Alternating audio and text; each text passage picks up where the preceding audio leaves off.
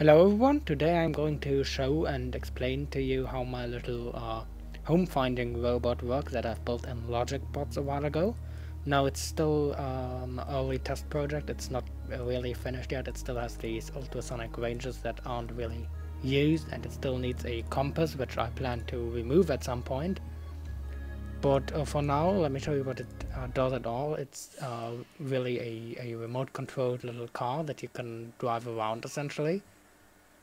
And as you can see in number monitor 2 and number monitor 3, it essentially stores coordinates. It works by step counting, or rather second counting, and then by pressing the backwards button, essentially you can put it into a different mode. You've seen the LED switch there, and it then automatically moves home towards the point it started from, according to the coordinates it stored.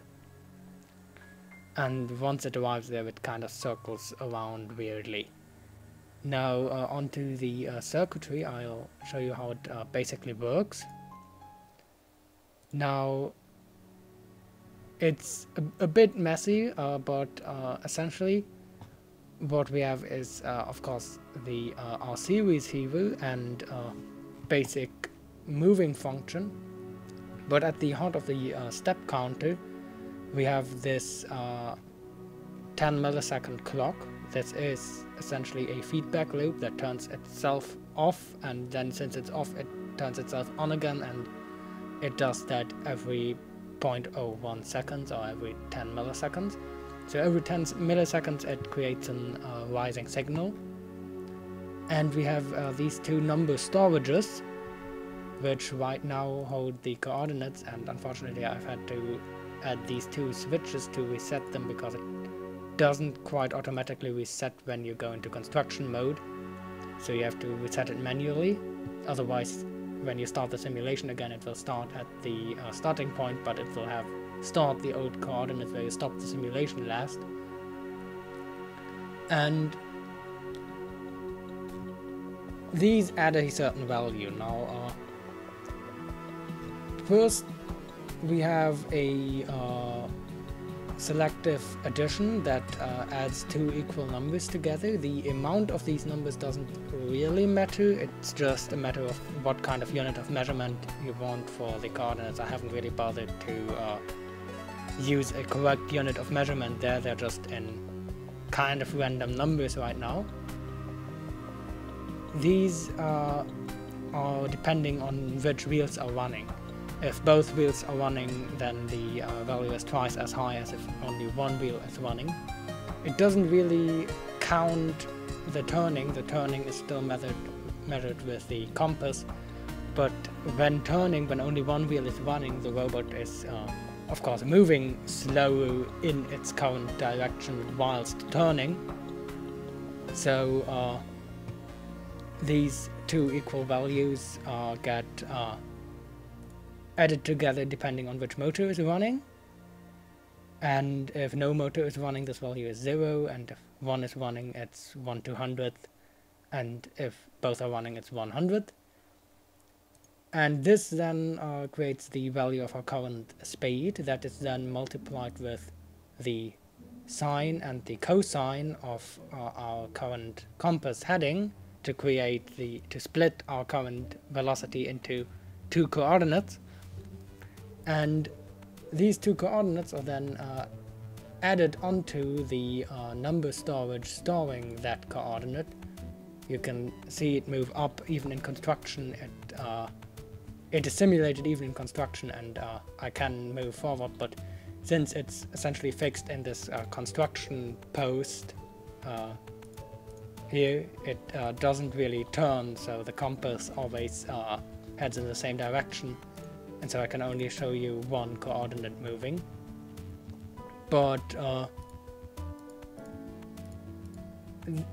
this number storage is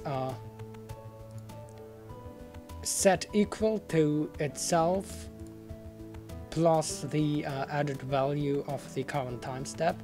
And to prevent a feedback loop and to prevent it from being added several times, I've added this little delay, so that as long as this delay is higher than the duration of the rising signal, the value gets only added once, and so this value for the velocity in each coordinate is then added onto the storage of that coordinate, and that's how we get our current coordinates. This happens every 10 milliseconds, and so it essentially keeps track of how it's moving in tiny steps to approximate the continuous movement, essentially like an inertial navigation unit. And then comes the slightly messy autopilot part, where it goes back home, where we essentially take the two coordinates and divide them and take a cotangents function. And of course, since dividing by 0 would be a bit problematic, and not only if you divide exactly by 0, even if you get close to 0, it becomes a huge value, which is kind of annoying. So for now I've set it to add a certain value. If the value is between 0.4 and minus 0.4, it adds 0.6, so it never really reaches 0, which also leads to this weird circling around. It means that it doesn't really exactly reach the origin. Of course, I could reduce these numbers, but for now I'm rather happy with it getting close to its starting point. And then if it is put into that Homefinding mode, this cotangents is used as a direction it should head in. It has of course to be added with certain value to actually match the correct compass heading, and also there have to be values added or subtracted of 360, minus 360, 180, minus 180, depending on how high the value is, because the cotangents will be in a different range of values than the compass. The compass goes from 0 to 360, and the cotangents goes from minus 180 to plus 180. So if the cotangents is, for example, minus 90 and the compass is 270, then that would be the same heading, but it wouldn't match up, because it's still different numbers. So in this case we have to subtract 360.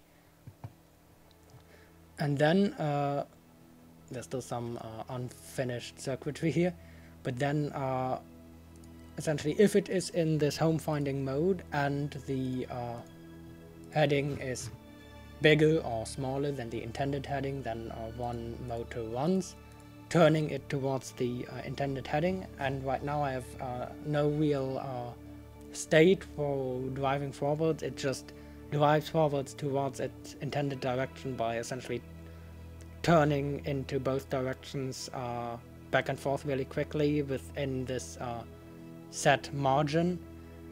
And since it's not turning on the spot but turning by only moving one motor, it then kind of shuffles forwards towards its origin point.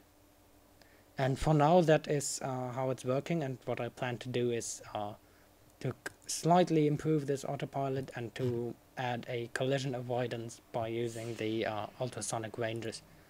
But for now this is working quite well, and what I also plan to do is to remove the compass at some point, and also use step counting to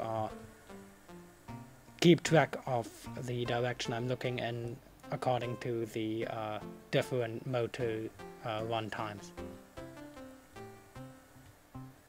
And what happened here is that I was a little bit stupid. As you might notice, one of the coordinates is staying at 0, which is obviously because I've left one of the reset switches on. Reset the other and start again, and both coordinates are working, and as you can see, it kind of keeps track of where it's going with some precision. It's actually a somewhat wobbly vehicle. It doesn't really even out. It has like two states in which it can like run depending on how fast it runs, which is somewhat intended because I wanted to add some imprecision to the step finding process to see how well it would hold up. But as you can see, if I drive back to the exact origin myself, the coordinates do get kinda close to 0-ish, and of course this is so close that this don't divide by 0 at 0.6 rule kinda messes up the direction it wants to drive in, which is why it drives in these weird circles. But if I drive a little farther off and engage the autopilot, it essentially finds home as long as there's no obstacle in the way, because I haven't come around to program the collision avoidance system with the ultrasonic ranges yet. So I hope this was kind of interesting for you, and thanks for watching.